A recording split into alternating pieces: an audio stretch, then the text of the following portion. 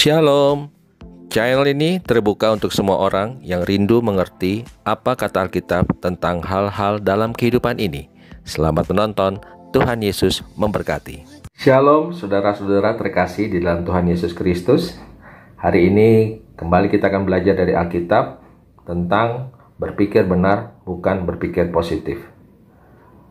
Seringkali kita sebagai umat Tuhan suka mengajarkan untuk kita berpikir positif. Seperti saat mungkin kita mendoakan orang sakit, kita selalu mengklaim bahwa kesembuhan adalah milik orang tersebut.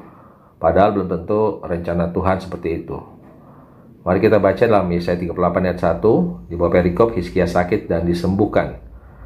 Pada hari-hari itu Hizkia jatuh sakit dan hampir mati. Lalu datanglah Nabi Yesaya bin Amos dan berkata kepadanya, "Beginilah firman Tuhan, sampaikanlah pesan terakhir kepada keluargamu, sebab engkau akan mati, tidak akan sembuh lagi." Jadi kita lihat di sini bahwasanya Yesaya menyampaikan apa yang ingin disampaikan oleh Tuhan, bukan apa yang diinginkan didengar oleh Hizkia. Walaupun setelah itu Hizkia berdoa kepada Tuhan sendiri dan ia memohon untuk kesembuhannya dan Tuhan mengabulkannya dan memberikan usia 15 tahun lagi. Kadang juga kita memberikan nasihat kepada teman kita untuk mengambil suatu keputusan, namun ketika mereka mengambilnya, ternyata itu menyusahkan teman kita sendiri. Kita bisa baca juga di dalam 1 Raja-Raja 22, ayat 4-6, dan juga ayat 11-13, 11-12, bahwasanya ada 400 nabi Israel yang menyatakan bahwasanya Ahab dan Yosafat akan menang di dalam pertempuran di Ramot Gilead. Namun Yosafat tidak mau percaya begitu saja dan dia bertanya lagi apakah ada satu nabi Tuhan yang bisa kita tanya, dan ternyata di situ ada Mika bin Yimla. Dan setelah dijemput oleh orang suruhan dari Ahab, raja Israel, Mika juga menyampaikan apa yang Tuhan firmankan melalui dia, yaitu di dalam 1 Raja-Raja 22 ayat 22-23. Jawabnya, "Aku akan keluar dan menjadi roh dusta dalam mulut semua nabinya. Ia berfirman, biarlah engkau membujuknya dan engkau akan berhasil pula. Keluarlah dan perbuatlah demikian.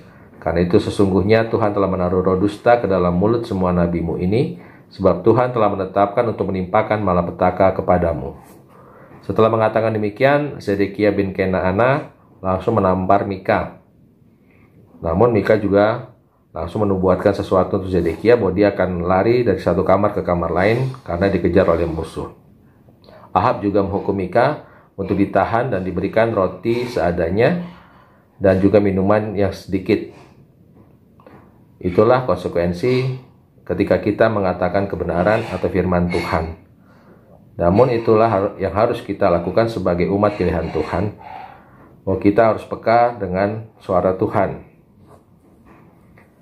Mungkin kita berkata bahwa itu terjadi di perjanjian lama. Kita juga bisa lihat di perjanjian baru di dalam Matius 16 ayat 21-23.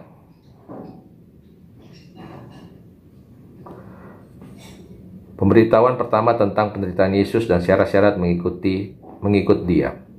Sejak waktu itu Yesus mulai menyatakan kepada murid-muridnya bahwa ia harus pergi ke Yerusalem dan menanggung banyak penderitaan dari pihak tua-tua, imam-imam kepala dan ahli-ahli Taurat, lalu dibunuh dan dibangkitkan pada hari ketiga. Tetapi Petrus menarik Yesus ke samping dan menegur dia, katanya, "Tuhan, kiranya Allah menjauhkan hal itu. Hal itu sekali-kali tak akan menimpa engkau." Maka Yesus berpaling dan berkata pada Petrus, "Enyahlah iblis, engkau suatu batu sandungan bagiku, sebab engkau bukan memikirkan apa yang dipikirkan Allah, melainkan apa yang dipikirkan manusia." Padahal dalam perikop sebelumnya, Yesus memuji Petrus karena Petrus yang mengakui bahwa ia adalah Mesias. Dan saat ini Petrus ditegur dan dimarahi oleh Tuhan Yesus karena dia berpikir secara positif bahwa tidak akan terjadi sesuatu apapun bagi Tuhan Yesus. Jadi kita harus benar-benar peka akan suara Tuhan. Lalu bagaimana caranya kita bisa lakukan seperti itu? Paulus memberikan saran bagi kita di dalam 2 Korintus 10 ayat 5.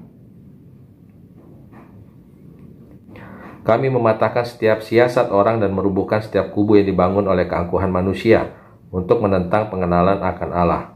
Kami menawan segala pikiran dan menaklukkannya kepada Kristus."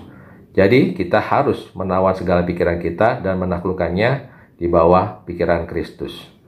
Demikianlah firman Tuhan hari ini. Terima kasih sudah menonton dan Tuhan Yesus memberkati.